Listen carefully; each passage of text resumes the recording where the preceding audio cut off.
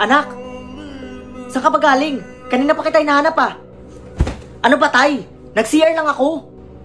Kailangan ba magpaalam pa ako kahit papunta lang ako ng CR? Pagod na ako sa pag-iintindi sa inyo, Tay. Bakit ba kasi ako palaging hinahanap nyo? Pwede bang si Kuya naman yung hanapin nyo? Marvin? Bakit mo sinisigawan si Tatay? Wala kang respeto ah.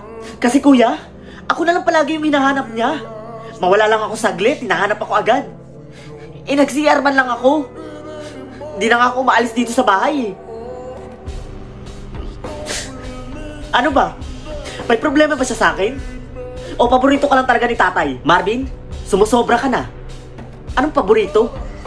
Ikaw ang paborito ni Tatay kasi ikaw ang palaging hinahanap? Ako, hinahanap ba ako? Di ba hindi? Ang swerte mo nga eh. Kasi hindi ka niya kinalimutan. Ako, halos wala na. Halos hindi niya na ako ituring anak. Kinalimutan niya na ako. May sakit si Tatay, Marvin. May Alzheimer si Tatay. Ano? Nakalimutan niya na lahat. Pati ako kinalimutan niya na.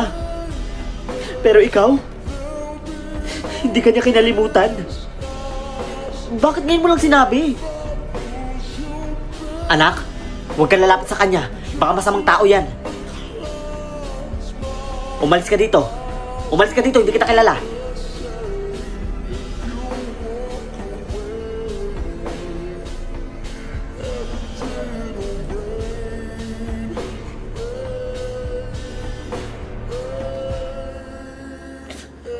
Tay. Sorry, Tay. Tay. Patawarin niyo po ako sa mga masasakit na nasabi ko.